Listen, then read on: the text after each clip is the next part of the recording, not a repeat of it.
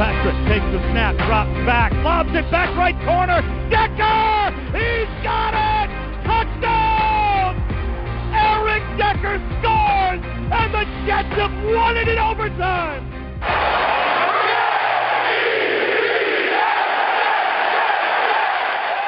This is the Jet Take with Ben Blessington and Kyle Fahey. Welcome back to another episode of the Jet Take. I'm your host, Ben Blessington. Joining me now, as always, Mr. Money, Kyle Fahey. Kyle, how you doing, man? I'm doing well. I'm retaining my perfect attendance. I'm looking forward to 2 wins before the bye week, and I want to get past Chicago because that game was infuriating. Yeah, no, all fair points. My apologies again. I was sick the past 2 weeks, and I actually was. Kyle can actually attest that I was actually pretty sick. Are you really the witness you want to call to this jury? I mean, do you want to call me out of all people? I mean, sure. I mean, yeah, I called you, right? Or I texted you. I was pretty upfront with it. Anyways, my apologies for being absent. All right. But as Kyle mentioned, 2 AFC East games, then the bye, and then another AFC East game against the Patriots. I'll be at that Patriots game, by the way. So let's hope the Jets get to 5-5. Big dick energy right there. Yeah, I know, exactly. I went 2 years ago. Way less exciting. The Jets were also around like 3-6 or something, 3-7, and they started Ryan Fitzpatrick. So watching Sam Darnold play the Patriots for the first time will be way more fun, hopefully, even if they get the crap kicked out of them. But yeah, game against the Dolphins this Sunday, very winnable game on the road. I mean, I arguably thought they could have won the first meeting, but this meeting even more so. Although it's on the road against Brock Osweiler, this Miami defense is not very good, and there's certainly a team in turmoil right now. And after that, I mean, the Bills have been one of the worst teams in football, and their quarterback situation is completely unresolved. But Kyle, before we look forward to Miami, let's just go back a little bit the past 2 weeks. I mean, I know we had a show last week, or you had a show last week, but we haven't really talked. Yeah, there you go. I mean, slipped to 3-5. It was a much different energy 2 weeks ago when the Jets were 3-3, back to 500, coming off 2 wins. Now they're coming off 2 losses again. Their backs are against the wall. What's kind of happened the past 2 weeks? I mean, why do you think that they've slipped so much? In these past 2 games against NFC. I think there's a couple reasons. I think the biggest one is injuries. Quincy Enunwa and Tremaine Johnson are both clearly missed. I think Mo Claiborne and Buster Scream for 1 week and Darryl Roberts have done a decent job of holding down the secondary. But the secondary is obviously at its best when Tremaine Johnson is covering the number 1 wide receiver, Morris Claiborne shuts down the number 2, and then Roberts and Screen work, whoever the third guy is, whatever package, they rotate. I'm not going to say they all cover the slot. It's obviously at its best. Marcus May being out obviously doesn't help that either in the secondary. And then on offense, it just seems that Sam doesn't have that safety blanket, and exception to Chris Herndon right now. And unfortunately, it seemed like when Quincy was on the field, that's the only guy he threw to for most of the game, which isn't necessarily a bad thing, but it isn't what you're 100% looking for. So I'm expecting Quincy to play this week. I'm expecting Tremaine to play this week.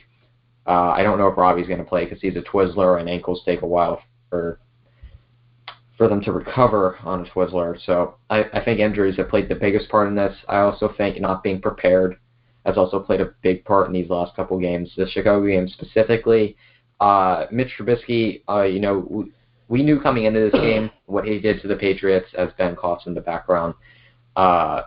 Zeke ground 1 over at Syracuse, apparently. So it sounds like. I mean, it's just cold, and I've been sick.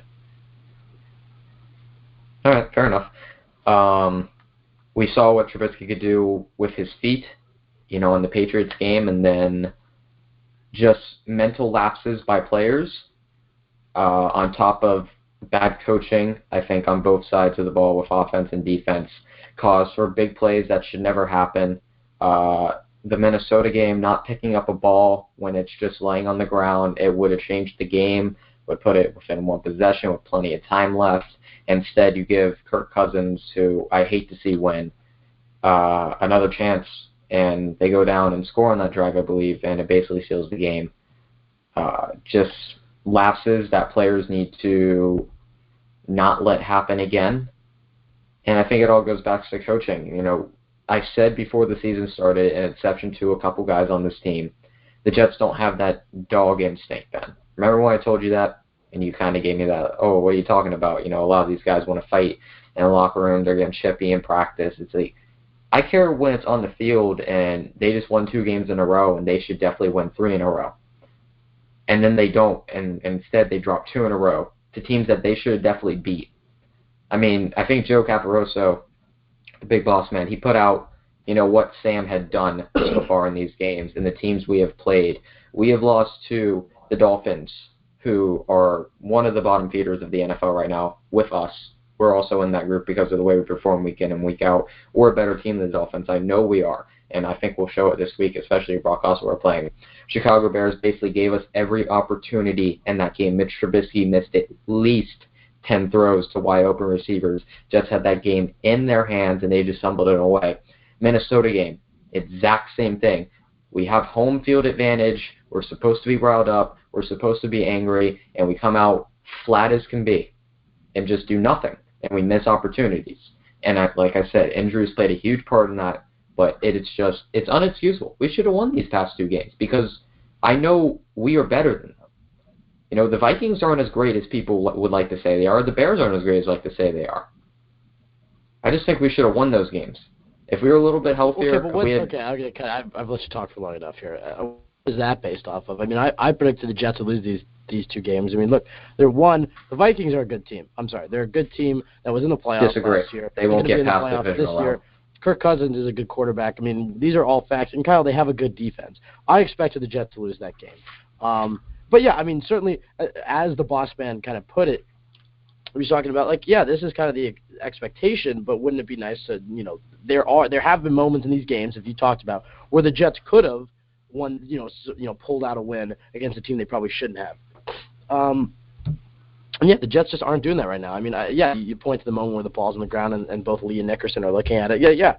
If you're going to upset a team, those are the moments you have to take, capitalize on, and the Jets just haven't. And I agree with you, I guess, on the killer instinct. I remember my point to that was, I think you said it after week 2 or week 3, and I was just like, I mean, the killer instinct comes when the team is winning. I mean, after those 2 wins, many would have been like, oh yeah, the Jets have the killer instincts, that's what the Jets were saying themselves. I mean, that the Colts started to come back on them and they didn't fold or whatever. Look, I'm not too worried about it. I do think the Jets will be 5-5 by bye week, and then that'll set up an interesting last 6 games of the season. Yeah, that's right, 6 games of the season, and just kind of see where the Jets will fall. I don't think they'll make the playoffs. I think they'll be just short, maybe 2 games back, 7-9. But that's right where we thought they would be. 2019 has always been the year that we were expecting them to compete. And Kyle, I guess I'll segue that into my next question. I mean, how far do you think this team is away from what you've seen through, 8 games of another season of Bowles? I mean, this is Bowles' 4th season at this point.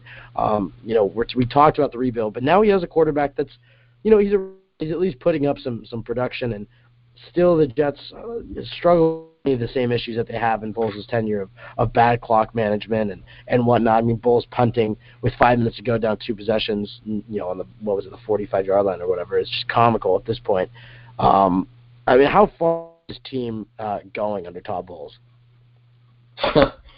Under Todd Bowles, it might be until the bye week under his command if we lose one of these games. Because these should definitely be 2 easy wins, very easy wins. And if he doesn't win these games, there's a problem. Somewhere along the line. Unless Sam is just the absolute problem in these games, there's no reason to lose them. There just isn't. And to answer the question on a broader spectrum, where do we go with Todd Bowles? I don't think it's far. Ben, I haven't been a Todd Bowles guy since year 2. Basically, maybe middle of year 2. I think that's pretty fair. I don't think we go far with him. He just doesn't have it. Some guys just don't have the ability to be head coaches. Todd Bowles was a phenomenal defensive coordinator, and there is a difference between being responsible for 30 of the guys, maybe 35, and then compared to 53. And then what happens in the offseason and the guys on the practice squad. There's a huge difference when it comes to that. And then being able to lead in the locker room. We hear from players all the time, we respect Todd Bowles, we respect Todd Bowles. But then in the games, they're not listening to him. They're not doing what he's telling them in the film. They're just not. They're having these mental lapses that good coaches find a way to get through to the players. It's just obvious on the field. And I actually agree with you on Bowles. I mean, so as far as how far is this team away from competing, I think if they play their cards right, if Chris Johnson plays his cards right this offseason, that the Jets can be a playoff team in 2019. I think they can be a playoff team in 2019 because I think we've seen the flashes, the game against Detroit, the games against the Broncos and Colts, and even some moments in these losses. Sam is going to be better. He's going to have a full season under his belt. We'll see about the head coaching situation. I'm going to touch on that in a second. And then, the other talent will continue to grow. You have a lot of cap space. You have 2 third-round picks and a first. I think the team will be much better. And, I agree with you. I think Bowles needs to be gone. And I think Chris Johnson knows that. And I don't think Bowles will stay unless the Jets make the playoffs. And I think that's fair. Even if he goes – I'll say this. If he goes 8-8 and there's a I won't like it, but if he goes 8-8 and it's a successful 8-8 in the eyes of Sam Darnold starting to play better and the team's really rallying around him, I could see him staying, even though I won't agree with it. But I think he should, and I think he will be canned after the season. He's just not a great head coach. I'm sorry, he's just a mediocre to bad head coach.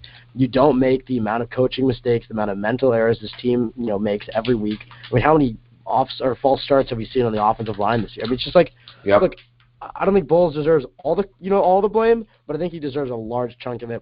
It's on him. He's had 4 years. I'm sorry, but unless this team shows something over the past the next 8 games to show that they're still moving in the right direction, then I think you can. And I think part of that is due to, look, what is the ceiling with Todd Bowles? Even if he gets to 8-8 and he gets fired, people are going to be like, why did you? You didn't give him a chance, really.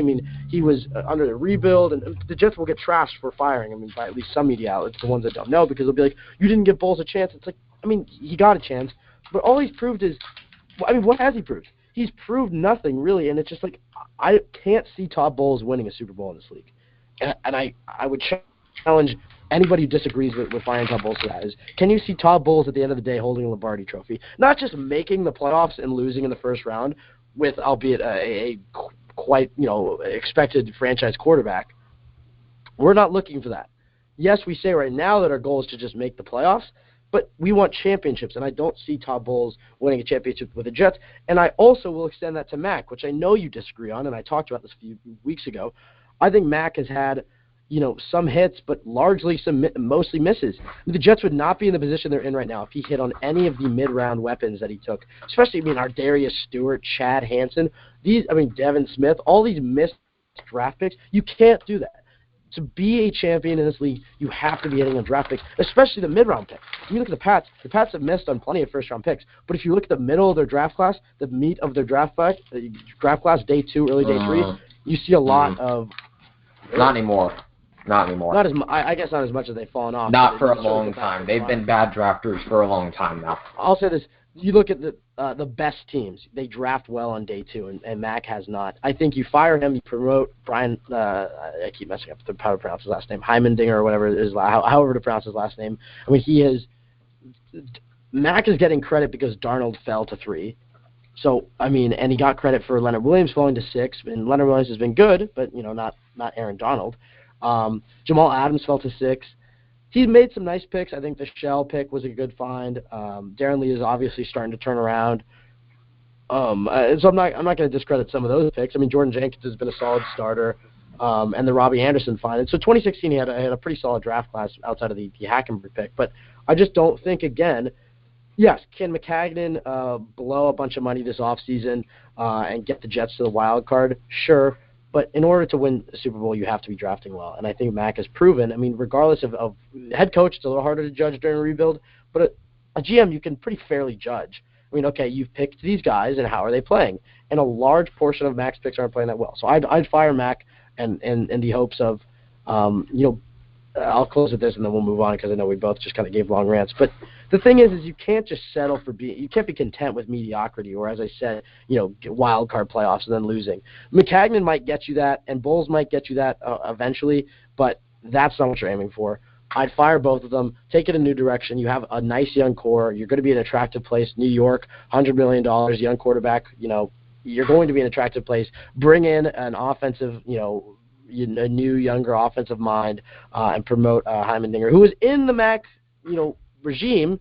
So he was obviously behind the trade up. He was behind some of the other moves, but he also, has garnered some buzz around the league and should be getting some interest in general manager jobs around the league, so I would just promote him. But I think that's the direction they should take it. Let's bring it back to this season, though. I mean, we don't want to look too far ahead, but I think we both actually, I'll give you a chance to respond because you didn't really touch on Mac at all. But we both agree Bowles should be canned. I think Mac should be canned as well at the end of the season. What's your thoughts on Mike Maccagnan? We all know I'm a Mac guy. I think the most important thing a GM should do is hit on his top picks, his first-round picks. That is something the Jets struggled for a very long time. Vernon Golson, Calvin Pryor, Quentin Coples, Kyle Brady. The list goes on. You went down to Kyle Brady. Yeah. I was just thinking of. You went back like 2 decades. Yeah, I mean, there's a long list of horrible first-round picks. You had D. Milner you could have picked from. Kind of forgot about. I forgot about D. Milner. And I mean, I guess Sheldon. I mean, Sheldon was good. No, I mean, Sheldon's a great pick. No, that was but he should still be on the roster. I hate that we let him go. I wouldn't be shocked if he actually came back eventually. But anyway, I think how I evaluate general managers is knowing when you've made a mistake, knowing how to negotiate contracts, publicly not making a fool out of yourself, and then hitting on your early picks. I understand that the mid-round is just a game of Yahtzee. And I understand that Mike Maccagnan, for the most part, has not played pretty well in the mid-round. I think mid-round picks are more to be trade bait, and if you really like a guy, you can either trade up with him, or if you think a guy in the 3rd, 4th round is good, go ahead, take him. He hasn't hit on those. I understand that. I completely understand that argument. At the same time, I would tell you he's found a franchise quarterback. He's found a Pro Bowl interior lineman, which not hard to find, I guess, but he has a higher level one. Jamal Adams, game-changing safety, and Darren Lee, currently one of the best linebackers in the NFL statistically this year. Now, hopefully, we're hoping he keeps that up for the rest of his career, and I don't think this is just a fluke here. I think he is really putting it together as a player. But that's 4 hits right now, in my eyes. You know, skill positions in the NFL are hard to come by. Quarterback, safety, and linebacker are those, and especially in the NFL today, safety and linebackers that are interchangeable, athletic, and can make big plays whenever, like we have seen them do this year with Jamal Adams and Darren Lee, are keys to championships down the road. The Seahawks, the Eagles, the Patriots. I mean, they've always had good safeties and good linebackers, you know, just as like a staple of their defense. When the pass rush wasn't great, they always had guys like Patrick Chung, guys like Cam Chancellor, Earl Thomas.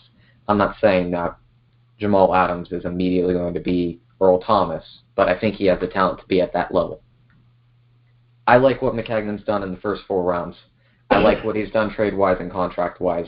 I think the second Fitz contract, I think that was a mistake, but I also feel like he didn't really have another choice. I mean, there was no other real scenario for him to win there. You know, he had a core, he had a win-now team, he had to sign him. He got out of all those other contracts, though. We got rid of Brandon Marshall. We got rid of Darrelle Revis. We got rid of guys like Antonio Cromartie, who when we signed them, you know, all right, we'll win now. We had a successful year. And those contracts, a lot of times with bad GMs, set teams back cap-wise 5 or 6 years. And this is going to be the 2nd year now that we have $100 million in cap space to work with. And I think we've made solid moves with them so far. I like what Maccagnan's done as a contract. He's always been able to negotiate. Yeah, I think Maccagnan is a very good trader. Like he generally wins trades. And so I like how he's active there. I do like how he's active in free agency. I don't, he's had some misses though. I mean, right now Tremaine Johnson looks like a pretty poor investment. But you're right, he's been hampered by injuries. I disagree. We did give him a lot of money. Okay, I mean that's fair enough. But I'm just saying, as of right now, he looks like a bad investment. The money argument. You can argue. You can say, well, he is derailed by injuries. That's true, and so is Devin Smith. But that doesn't make Devin Smith a good draft pick. If that makes sense. No, you're right. I like the Devin Smith draft pick. I do, and he was derailed by injuries. It was a bad pick. It's a bad You can't predict in injuries. Retrospect, yes, but Kyle, in retrospect, it's a bad pick. You took a guy. Was RG3 a bad pick? Yes, definitely. Oh, I disagree. Do you see how much they traded up to get him? And also, look at what Devin Smith did in the field when he was healthy. It wasn't like he was dominating. The man dropped everything that was thrown to him. He had 1 touchdown pass his entire career. So let's not act like Devin Smith was God's gift to the earth and then got hurt. He was not. He was pretty bad and then got hurt. Jets fans hated him. He muffed a huge kick return against the Bills. He isn't a punt returner or a kick returner. Okay, well then guys aren't good at that. Watch him as a receiver then. Tell me what you think about that. I saw a guy who barely got on the field because he was consistently injured and never got. We're not going to argue about Devin Smith again. But look, I mean, Spencer Long looks like a pretty bad draft or a pretty bad signing. Jermaine Johnson, at the moment, right now, Kyle, you cannot argue has been a poor signing. But I agree that the case is not closed on that. One, he has multiple years left in his contract. Two, he's been hurt. It's theoretical that he'll probably return I'd say against the Bills, maybe after the bye if they want to give him an extra rest. And he could, very well be a solid corner. I agree. I like how he's attacked it. Avery Williamson was a good guy to go after, but I don't know. As I said, I've been content with Mac, and I could definitely see a scenario where the Jets. I think probably the most likely scenario is the Jets fire Bowles and keep Mac. And if they do that, I'll be fine with it because I think Bowles is the bigger issue. I just think Mac is an okay. I think he's a solid GM. I think if you were to rank all the GMs, he'd be like 15th or 16th, which is fine. But it sounds like the guy below him could be the next great thing. And to win in this league, you look at all the teams that have ever made a jump from being bad to being good. It's always they've been on the beginning of a revolution. They've been always on the advanced side of things, whether it's offensive schemes or a young coach or whatnot. It takes something, and I just don't know if Bowles and Mac have it. And before we move on, we're going to talk about the Dolphins game. And we'll wrap up. A couple things about what you said, specifically with the signings. Spencer Long, I mean, we all know that is basically a one-year contract. He's gone after this year. He was a stopgap center for this year. He could have gone after Ryan Jets. Hopefully he goes after Paradis. Or Paradis. Paradis. Yeah. And then Tremaine Johnson, money-wise, I know people are going to, they give him such a huge contract. They really didn't. I mean, the market is going to get way bigger than that this year alone. I mean, guys like Marcus Peters are going to cash in very soon. And I think Tremaine Johnson, who I don't think has gotten enough field time for us to say that he hasn't been a good signing. Okay, but Kyle, will be back. He hasn't been on the field. Half the job is just showing up, Kyle. You should know this better than anybody, is that he hasn't been there. You should show that better than everybody. I was saying that because, half the job is just being there and being healthy. I mean, you wouldn't say that I've been a good podcast host the past 2 weeks. I've been unhealthy. Tremaine Johnson's been unhealthy for about 5 or 6 weeks now. You can't say he's a good sign. I agree. I think it's neutral. He had a but solid at the moment, I did too. I mean, okay. The other thing is, that we haven't talked about, Terrelle Pryor, your boy, reportedly the best receiver on the team, according to you, has been released and now signed by the Bills. I wanted your thoughts on that. Once again, the best receiver on his team. You can't argue that. Well, he's the best receiver on the Bills. On the Bills, you were right. On the Bills, you were right. But I just, do you have any thoughts on the Jets releasing him? And with the current state of their weapons, do you think there's more to it? There's definitely more to it. If that was a legitimate, first of all, the move doesn't make sense. A guy like Terrelle Pryor, somebody was going to scoop him up. Absolutely, he had tons of offers in free agency. Definitely at least 5 or 6 from what was reported. He could go to a lot of places right now. And the Jets knew that when they cut him. So there has to be more behind the scenes that they're not telling us. And I think I believe the quote was, the Jets didn't give me enough playing time. As much as I like Terrell's talent, shut up, dude. Shut up. Catch a ball, earn more reps. You have the talent to be the best wide receiver on the roster, and yet you were consistently outsnapped by Jermaine Kearse. So there's a problem there. Might be a problem in the locker room. What they said in Washington, I thought, maybe he didn't just blend with that locker room. It happens all the time. No, you're going to come in, you're going to be a crybaby without getting cut. We already knew that he was, Kyle, one a problem in the locker room. And look, I wasn't in the locker room, so I can't make statements on how Terrelle Pryor was in the locker room this season. But you look at the interception against Miami. He was consistently a lazy route runner. And it showed. It just showed that he was taking plays off. We saw this, and you consistently said that he was the best receiver on the team. Over a guy like Quincy Enunwa, who gives 150% literally every snap. Terrell's on the field more than Quincy this year. Is that accurate? Game-wise, I think it is. Yeah. No, snap-wise, no. Definitely not. Game-wise, Quincy's it is. Definitely been on the field more than Terrell. Game-wise, Quincy Enunwa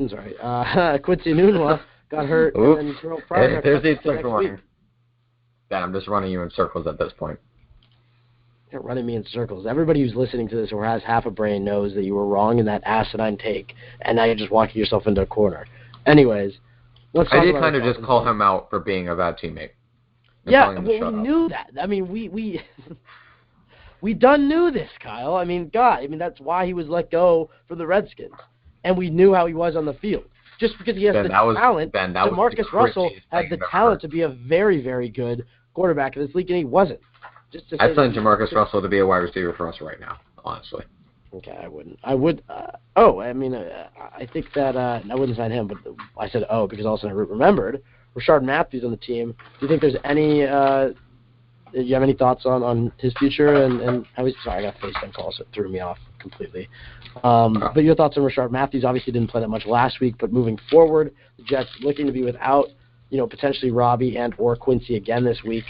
Yeah. Your thoughts? Do you think he should be more involved this week?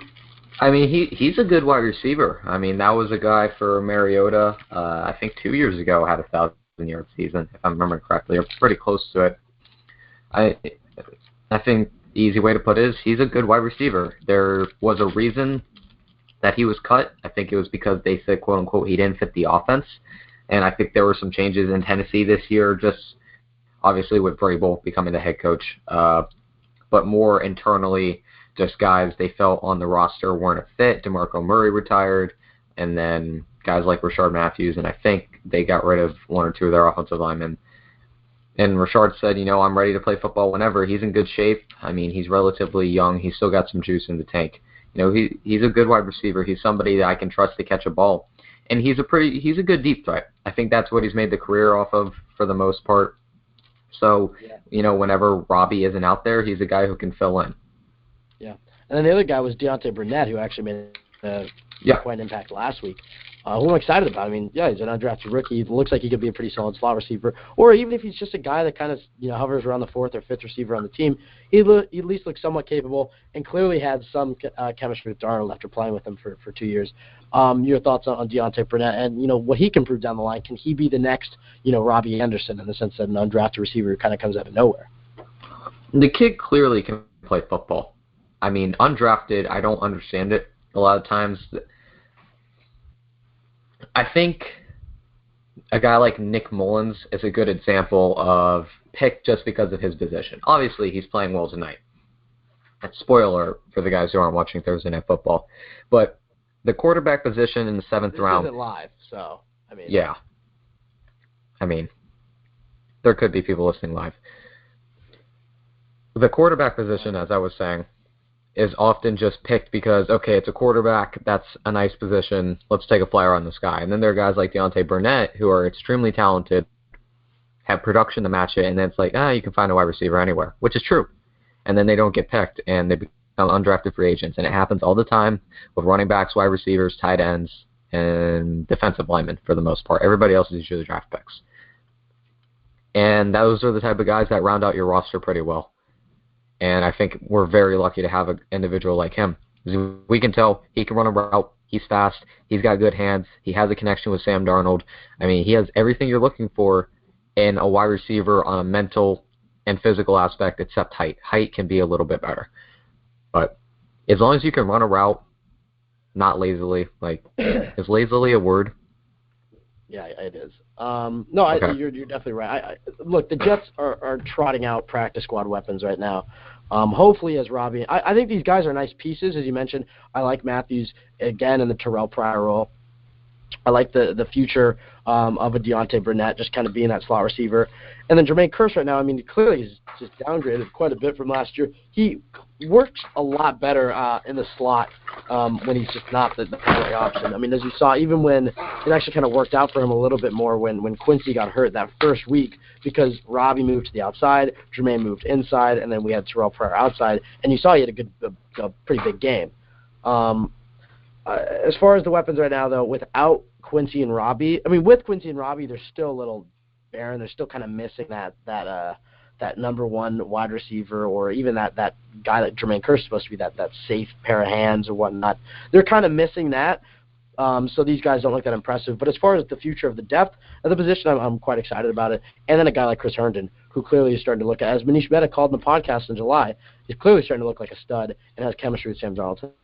That's exciting for sure. All right, let's talk about this Dolphins game. Let's get out of here. All right, Jets sitting at 3-5, heading into Miami. Obviously, that Week 2 loss against Miami was one of the more frustrating, especially coming off that big uplifting game against Detroit. But they get a chance for some revenge, even the series at 1-1, and close it out for this season.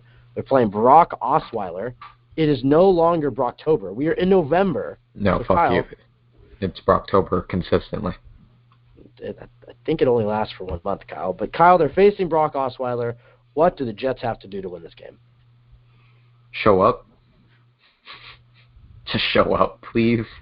Please show up. Come on. It's Brock Osweiler. It isn't hard, for the God's sake of my life. Because I'm on the edge right now. For the God's sake of my life. That made sense. Yeah, because I'm on the edge. I'm very close, Ben.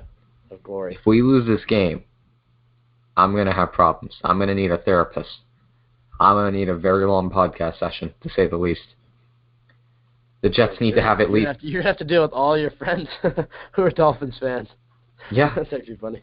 Ben, you have no idea how difficult it is to be a Jets fan in Patriots and Dolphins territory. Yeah, fair enough. I grew up in Seahawks territory, so I wasn't really affected by it that much. I guess being here right now, though, a lot of Bills, a lot of Patriots, a lot of Giants. So I at least know we're better than 3 of the teams you just named. Yeah, I know. So my comebacks are pretty easy. But yeah, no, I think with the Dolphins, I mean, it is a little. That they are pretty easy at Syracuse. The Jets have not been that good on the road this year. I mean, they had the game against the Lions, but outside of that, have been pretty poor on the road. You're going against, a division rival, a team that's also quite desperate. But yeah, I mean, they're playing Brock Osweiler. The thing that I guess I'm most worried about is they just got to shut down some of these weapons. I mean, you can't have what happened last week with the blown cover on Tariq Cohen's, 70-yard screen pass for a touchdown. The Dolphins, while they lack consistent weapons, they do have some, nifty gadget players: Jakeem Grant, Kenyon Drake, Albert Wilson. But they have some nice pieces, and I could easily see one or more of them breaking off, one fluke, long touchdown. The Jets cannot have that happen. If the Jets just play their game and they avoid those huge mental mistakes, as you said, they should win this game. I think they're more talented, and I think if you're just playing typical, normal defense without, a guy falling down or a guy completely forgetting about a running back running out of the backfield, the Jets should pretty easily dominate that. And then offensively, this is a very favorable matchup for the Jets. Dolphins are 31st in run defense, 25th in pass defense. I think you're going to look at a game plan that was very similar to the game plan against Denver. Elijah McGuire gets back this week, so he'll take Bilal Powell's role. And McGuire's a guy that I was very excited about coming in, a guy that many predicted as kind of a breakout stud. We need him now more than ever. So I think you're looking at the Jets are going to pound the rock right out down the Dolphins' throat, and then through that, open up the play-action passing for Sam Darnold. I think you're going to see Sam Darnold have a pretty big game for the Jets, just because of the efficiency of Crowell, McGuire, and Cannon opening up the passing. Do you agree with that game plan, Kyle? I do, and I think Elijah McGuire is going to be a big part of the Jets' offense for the future, because currently, right now, he's our best running back. Yeah, no, I think that Crowell is good, but like Chris Ivory, he's not going to be the most consistent guy for you, and he needs another piece. As you saw, he's not a guy that can just carry it by himself. He needs a Bilal Powell and Elijah McGuire. I think Cannon is intriguing because, I mean, he does look like he's shot out of a cannon every time. No pun intended there. Every time he gets the ball, but if he can turn that into positive yardage, remains to be seen. I think that's one of those things that comes with more and more experience. All right, Kyle, lastly, predictions about the game. I want one bold prediction and then a score prediction. One bold prediction, Sam has 2 touchdowns, and the score prediction, Jets 23, Dolphins 10. Yeah, I'm going to say it's going to be much of the vein of the Broncos game or even the Colts game. I think the Jets are going to put up a lot of points. I think they're going to be pretty good at defense the first half, maybe let them get back in it a little bit in the second half. But I think you're looking at, the running offense is going to have 150-plus yards. I think Darnold will have, around 300 yards, 2 or 3 touchdowns. I think you're going to see Cannon score his first touchdown. Maybe McGuire gets in the end zone. I think you're going to look at a very pleasant offensive showing for the Jets, and one that's going to be quite reassuring, despite I don't know if we'll have Robbie or if we'll have Quincy back, especially if we have those two. But I think you're going to look at a performance for, maybe Deontay Burnett scoring a touchdown, where you're going to be very pleased. And defensively, also going to, maybe force a turnover early. I think this is going to be a win for the Jets, and a pretty fun and convincing win at that, where the narrative about the Jets will shift once again to, oh, wow, they're such a young, good team and have a lot of, positive energy around them. I think the Jets will win this game. I think the stars align for it to happen. And then as you mentioned, we play Buffalo the next week. I think the Jets will win. I'll go, they've already put up, I was going to say 40. I'll go 42 to, 34, something like that. It'll be something like that where the Jets just have a pretty great game again. And then it's just about showing that consistency, beating the Bills, going into the bye, getting a good game plan ready for the Pats. And then if they can win that game, that's when you can start to talk about something. Not impossible to beat. Not impossible to beat. Very easy to beat. But I will say the Jets have been, under Todd Bowles, have been historically bad coming out of the bye. Could you imagine, and we're already getting ahead of ourselves, but if they win these 2 divisional games, which are huge, they go to 5-5, they have a bye week to prepare for Brady, and they can beat Brady at home in Sam Darnold's first time playing him, that is a much different team. That's a sign that killer instinct you're talking about, that's where you show it right there. But until then, I'm going to keep my faith aside. I think that the Jets will win this game, but right now I'm still expecting a 6-10, 7-9 season for them. Well, Kyle, it's been fun. I'm glad we were actually able to record this episode. My apologies again for being sick. If you'd like to follow our podcast on Twitter, you can look it up on @TheJetTake. It's the best place to follow us for all sorts of Jets-related tweets. So again, you can follow us there @TheJetTake. If you want to listen to the show, you just search up The Jet Take wherever you listen to podcasts, iTunes, Spotify, SoundCloud, Stitcher, iHeartRadio, wherever. You can catch our show there. And, of course, as always, on turnonthejets.com, the best place to go for New York Jets content. The digital podcast network there has just some of the best podcasts on the team that you're going to find, and obviously the daily writing is some of the top-notch, or is some top-notch work. So I definitely recommend checking out turnonthejets.com, and if you'd like to listen to our podcast there, you may as well. Kyle, any last thoughts before we wrap up about the game this Sunday? Brocktober, the Brocket ship. It's November, though, so I think Brocktober. It is. Ben, you know what November is for? I have a few answers. Well, give me the first one that came to your mind. No, not November. Wow. All right. Didn't think I was going to get that out of you. Well, I figured that's what you were saying. Won't. I was going to go no shave November, but then you said came, and I was like, oh, he's yeah. 12 years old. I forgot. Rest in peace to the troopers out there. We're gonna chill. Yeah, so I will grow out my disgusting mustache for No Shave November. It is one of the. If you couldn't, if you weren't already, you know when Justin Bieber grew out his gross facial hair, it looks like that. Yeah. People see it. Do you just compare yourself to Justin Bieber? In a negative way, yes. But anyway, you compare yourself is like wrong. Fair enough. I can see that, but I was comparing myself to gross Justin Bieber, so I don't feel like it was that self-indulgent. Anyways, we're getting. Is Justin a Canadian name? No. Like Justin Trudeau, Justin Bieber. Might be popular there, but it's not exclusive to Canada. I don't think any name is exclusive to like a country. Okay, let's just get off the airwaves. Anyways, thank you so much for listening. It's an episode of the Jet Take. Let's hope for a Jets win this weekend. Change the narrative. There's nothing worse than Jets Twitter after a loss. It is a dark and frightening place. But we wish everybody a happy Halloween. We're heading into the holiday season. Everybody, stay safe out there. And let's hope for wins. We'll be live next Wednesday, 8 o'clock. We're going to make it this time. We're going to have the phone lines open. We promise. 515-739-1285. The PIN is 261860 with the pound or hash sign. We are doing it. We are getting on back at the 8 o'clock time slot with callers. Kyle? Yeah. I'll talk to you next week. All right. We'll leave you. Oh, my God. I forgot that. I was about to hit the end of it because we've been doing it on Zoom. we'll leave you with the best chant in the National Football League. Everybody have a nice week. Dang, that was going to be such a clean ending before that.